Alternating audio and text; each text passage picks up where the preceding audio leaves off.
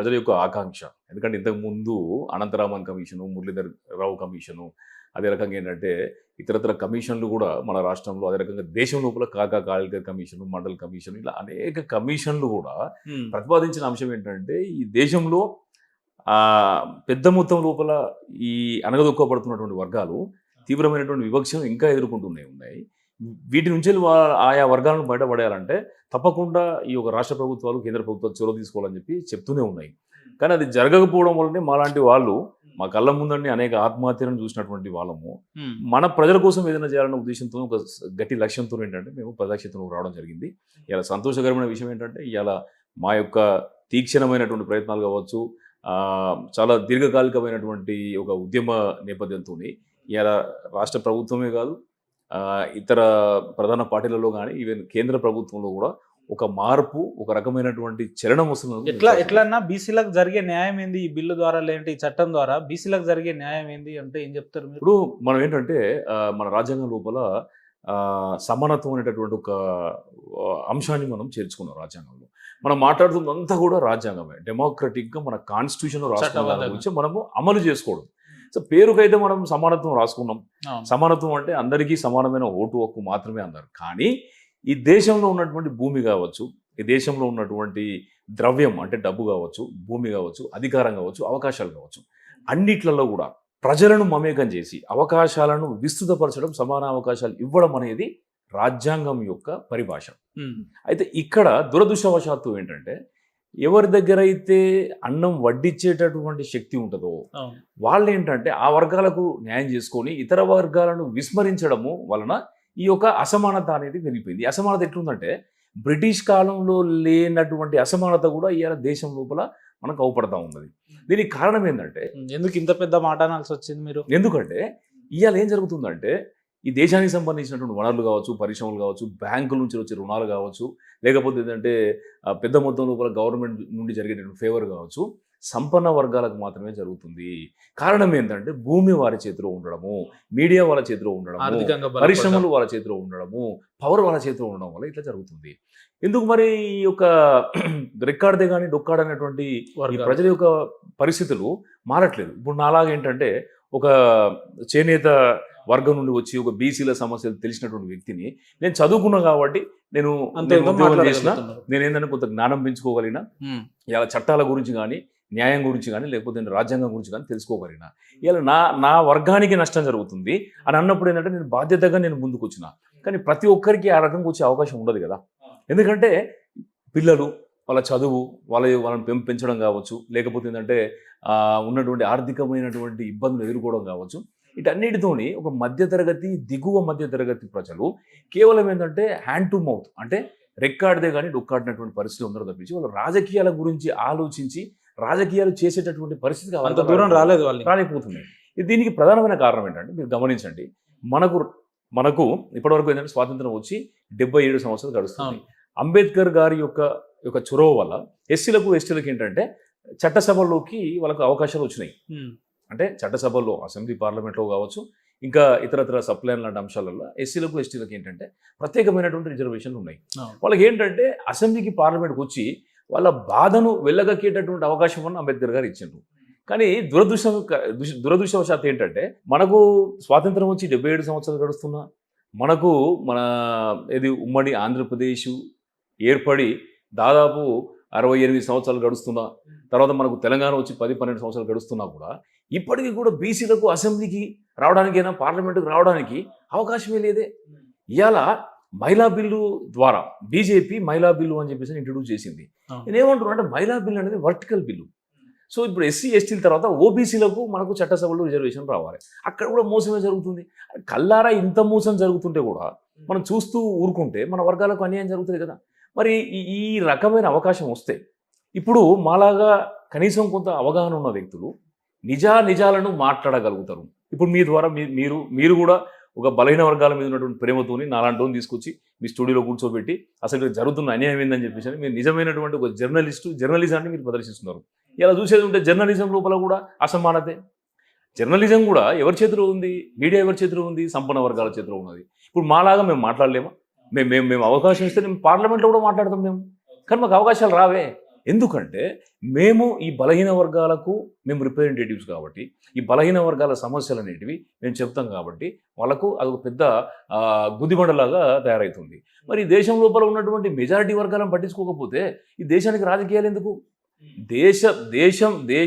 దేశం అంటే మట్టి కాదు, దేశం అంటే మనుషులు అని చెప్పేసి అన్నారు. అంటే ఈ దేశం యొక్క గొప్పతనం, ఈ దేశంలో ఉన్నటువంటి వనరులు, మానవ వనరులతో మనం పోలుస్తాం. మరి అంత పెద్ద జనాభా శాతం ఉన్నటువంటి వాళ్ళని పట్టించుకోకుండా కేవలం కొంతమేర కంటే డబ్బున్న వాళ్ళకు, సంపన్నులకు లాభం చేకూరేటట్టు రాజకీయాలు చేస్తామంటే మరి మన దేశం వెనుకబడకపోతే ఏమవుతుంది? మరి దీన్ని మార్చాలి. మన దేశం కూడా, భారతదేశం కూడా ప్రపంచంలో ఏ దేశం కంటే తక్కువ కాదు, విశ్వవిఖ్యాత దేశము.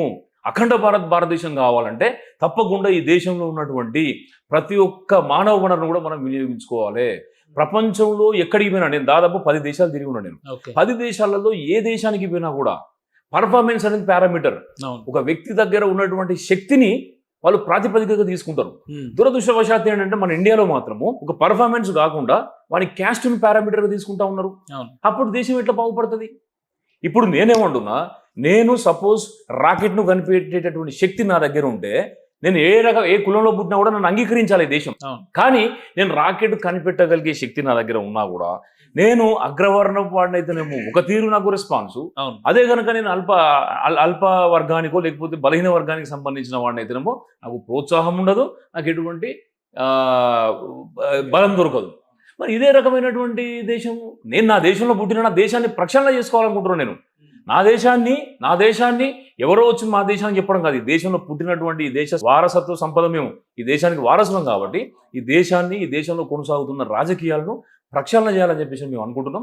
అందుకోసమే మెజారిటీ వర్గాలు, ఏ వర్గంలో అయితే నేను పుట్టినో ఆ వర్గానికి న్యాయం చేస్తేనే నేను ఆ దేశానికి సేవ చేయగలను. కానీ సురేష్ అన్న, రాజ్యాధికారం అని మీరు ఇప్పుడు స్వతంత్రం వచ్చి 76 అని మీరే అన్నారు. 76 ఏళ్ళుగా ఇంకా రాజ్యాధికారం కోసం అనుభవించడం పక్కన పెడితే ఇంకా మాట్లాడే పరిస్థితుల్ని ఉన్నారు అని అంటే మన జాతుల్లో ఐక్యత రావట్లేదా, లేదంటే ఎట్లా అన్నట్టు? లేదు, నేనేమంటున్నాను అంటే నేను అదే మనం చెప్పాను, Rome was not built in India. ఇప్పుడు ఏదైతే ఈ వర్గాలు ఇంతకుముందు మీకు చెప్పాను, హ్యాండ్ టు మౌత్ అంటే వాళ్ళు బతకడం, వాళ్ళ పిల్లల్ని కాపాడుకోవడం, వాళ్ళకి చదువు చెప్పడం అనేటటువంటి పని లోపలనే ఇన్ని సంవత్సరాల నుంచి కూడా బలహీన వర్గాలు కావచ్చు, ఎస్సీ ఎస్టీలు వాళ్ళు మమేకమై ఉన్నారు. వాళ్ళు రాజ్యాధికారం వైపు, నేను నా కుటుంబం అని. ఎందుకంటే ఫస్ట్ మనిషి అదే కదా, మనిషి జీవన పరిణామ క్రమంలో మనిషి ఎప్పుడు కానీ ఏంటంటే నేను బాగున్నాను, నా కుటుంబం బాగుందని చూసుకుంటాడు. రాజకీయాలు తర్వాత. అంటే రాజకీయాలు చేయాలంటే ఫస్ట్ నీ కుటుంబాన్ని, నీ పిల్లల్ని ఏంటంటే నువ్వు కనీసానికి నువ్వు పోషించగలిగే స్థాయి ఉండాలి కదా. సో ఆ విధమైన స్థాయికి వస్తేనే కానీ రాజకీయాలు చేయలేము. సో అటువంటి పరిస్థితి ఉండడం వల్ల ఈ వర్గాలకు భూమి, అధికారం, డబ్బు, పరిశ్రమలు అన్నీ కూడా దూరం చేయడం వల్ల వాళ్ళు ఏమిటంటే ఎంతసేపు ఓటేసేటటువంటి యంత్రాలుగానే వాళ్ళని పరిగణించింది తప్పించి వాళ్లకు మనం సమాన ప్రాతిపదిక ఇద్దామని చెప్పేసి ఈ గడిచిన ప్రభుత్వాలు కానీ పాలకులు అర్థం చేసుకోలేకపోయారు. కానీ ఇప్పుడు వచ్చింది టైం. ఇప్పుడు ఏదైతే దేశం లోపల జరుగుతున్నటువంటి పరిణామం ఏదైతే ఉందో, ఈ దేశం లోపల సమాన హక్కులు ప్రతి పౌరుడికి కల్పించబడాలి. ఈ దేశ సంపద లోపల ఈ దేశానికి సంబంధించిన వనరులు, ఆస్తులు అన్నిటిలో కూడా ఈ దేశ ప్రజలకు సమాన వాటా జరగాలి, ఇవ్వాల్సిందే. సురేష్ అన్న, మీరేమో బీసీలకు రాజ్యాధికారం రావాలంటారు. బీసీలకు రాజ్యాధికారం అంటే దాని అసలు అర్థమైంది, దాని డెఫినేషన్ ఏంది? మరి ఆ లెక్కను చూసుకుంటే ఇప్పుడున్న నరేంద్ర మోడీ గారు బీసీ అనే చెప్పుకుంటూ తిరుగుతున్నారు కదా. అట్లా చూసుకుంటే ప్రధానమంత్రి బీసీ అభ్యర్థి అయినప్పుడు బీసీలకు రాజ్యాధికారం వచ్చినట్టే కదా. ఇంకా ఏం రాజ్యాధికారం? నేనేమంటాను, రైట్, మీరు అన్నటువంటి అంశం ఏంటంటే చరిత్రలో తొలిసారి ఒక బీసీ ప్రధానమంత్రి కాగలిగిండు. అవును, ఆయన ఎంత సమర్థవంతమైన నాయకత్వాన్ని ఇస్తున్నాడంటే ఈ దేశాన్ని, భారతదేశాన్ని ప్రపంచం లోపల చాలా బలవంతమైనటువంటి శక్తిగా, బలమైనటువంటి దేశంగా తను తీర్చిదిద్దగలిగిండు. అంటే ఆయన ఒక బీసీకి అవకాశం ఇస్తే ఏ విధమైన రాజకీయాలు చేస్తారు, ఏ విధమైనటువంటి ఒక త్యాగం ఉంటుంది, ఏ విధమైనటువంటి, అంటే 11 ఏళ్ల నుంచి నరేంద్ర మోడీ గారు ప్రధానమంత్రి ఉన్నప్పుడు బీసీలకు రాజ్యాధికారం వచ్చినట్టే కదా, ఇంకా కొత్తగా రావాల్సిన ఎట్లా చెప్తారు? ఏమంటున్నా అంటే ఏదైతే తను ఉంటున్నటువంటి పార్టీని ఎవరైతే నిర్మించిలో, ఎవరైతే దాన్ని ఏర్పాటు చేసినటువంటి వ్యక్తులు, వాళ్ళ అగ్రవర్ణాలకు సంబంధించిన వ్యక్తులు, అది కాకుండా ఏంటంటే కొంత వ్యాపార వర్గానికి సంబంధించినటువంటి వాళ్ళ చేతుల లోపల ఆ రాజకీయ పార్టీ ఉండడం కూడా ఒక నష్టకరమైన విషయం. కాకపోతే ఒక వ్యక్తి సమర్థవంతమైన వ్యక్తి, కష్టాలను ఎదుర్కొన్న వ్యక్తి కాబట్టి ఆయన కష్టాలను ఎదుర్కొన్న వాడు దేశాన్ని సమర్థవంతంగా నడిపించగలుగుతున్నాడు. అయితే ఆయన ఉన్నటువంటి పార్టీ మాత్రము అది కొంత అగ్రవర్ణాలకు, వ్యాపార వర్గాలకు, ప్రధానమంత్రి బీసీ వర్గాలకు ఇప్పటివరకు ఏం చేసినట్టు ఏం చెప్తారు? నేనేమంటున్నా అంటే వ్యక్తిగతంగా ఆయన సమర్థవంతుడు, విధానాల పరంగా నేనే ఆయనను అనేక సార్లు కూడా విమర్శించిన వ్యక్తిగతంగా నేను నరేంద్ర మోడీ గారిని కలిసినప్పుడు నేను ఒక విషయం చాలా స్పష్టంగా చెప్పిన, సార్ మీరు అఖండ భారత్ అంటున్నారు, ప్రపంచం మొత్తం లోపల పెద్ద ఎత్తున మన దేశం నుంచి 3 కోట్ల మంది ఇప్పటికీ 192 దేశాలలో స్థిరపడ్డారు. ఈ దేశం నుంచి 3 కోట్ల మంది బయటకు వెళ్ళిపోతే అందులో మెజారిటీ పీపుల్ బీసీలే. బీసీల దగ్గర ఇంటెలెక్చువల్ కెపాసిటీ ఎక్కువ ఉంటుంది. బీసీలు చాలా మేధావులు ఈ దేశం నుంచి బయటకు పోతున్నారు. కారణం ఏంటిదంటే ఇక్కడ అవకాశాలు లేకపోవడము. ఇక్కడ అవకాశాలు లేకపోవడం ఏంది, వేరే దేశంలో అవకాశాలు ఉండడం ఏంది. ప్రపంచ దేశంలో ఎక్కడికి పోయినా కూడా పర్ఫార్మెన్స్ను వాళ్ళు మొక్కి తీసుకుంటున్నారు. కెపాసిటీని, వాళ్ళ గొప్పతనాన్ని, మేధస్సును మొక్కి తీసుకుంటున్నారు. కానీ మన దగ్గర మాత్రం మేధస్సు ఉన్నా, గొప్పతనం ఉన్నా కూడా కులం అనేటటువంటి ఆటంకం వల్ల ఎదగలేకపోతున్నారు. మీరు మన దేశ వనరులను తీసుకొని పోయి పక్క దేశానికి పోతే మన దేశం ఎక్కడ దేశం ఎట్లయితుంది? మన దేశం లోపలనే అంతర్లీనంగా ఉన్నటువంటి మానవ వనరులను సంపూర్ణమైనటువంటి రీతి లోపల మన దేశం వాడుకుంటే మన దేశాన్ని అఖండ భారత్ కాదు అంతకంటే బలమైనటువంటి దేశంగా మార్చడం లోపల మనల్ని అడ్డుకునే వాళ్ళు లేరని చెప్పేసి చాలా స్పష్టంగా చెప్పడం జరిగింది. దానికి ఆయన చాలా సంతోషపడ్డారు. ఎందుకంటే దానికి ఏం చేయాలని కూడా అడిగిన వాళ్ళు అడిగితే చట్టసభలో మొదటిగా మీరు బీసీలకు రిజర్వేషన్ ఇవ్వండి. మీరు ఒక్కరు ప్రధానమంత్రి అవడం కాదు, మీరు ఒక్కరు కూడా ఈ దేశానికి ప్రధాని అవడం కాదు, మీలాగా ఆలోచన చేసేటటువంటి అనేక మంది కూడా అసెంబ్లీ పార్లమెంట్లకు రావాలి. ఈ యొక్క ఉత్పత్తి సేవా కులాలు, బీసీలు అంటేనే ఉత్పత్తి సేవా కులాలు, ఈ దేశాన్ని ఈ సమాజాన్ని ఎట్లా పోషించాలి, రక్షించాలని ఆలోచించేటివే ఈ యొక్క ఉత్పత్తి సేవా కులాలు. ఈ ఉత్పత్తి సేవ చేసేటటువంటి కులాలకే కనుక అవకాశం ఇస్తే, అసలు రాజకీయాలు నిజంగానే కనుక సేవ అయితే, ఈ సమాజానికి సేవ చేస్తున్న, సమాజానికి ఉత్పత్తి చేస్తున్నటువంటి కులాలను అసెంబ్లీ పార్లమెంట్లో కనుక మనం చూడకపోతే అవి రాజకీయాలు ఎట్లయితాయి? కాబట్టి ఆ వర్గాలను మనం అక్కడ తీసుకొని వచ్చేటటువంటి ప్రయత్నం చేస్తే తప్పకుండా ప్రజల గురించి ఆలోచిస్తారు, కొంత సేవ చేసే గుణం ఉంటుంది, కొంత సేవ చేయాలనేటువంటి ఆలోచనలు వస్తారు.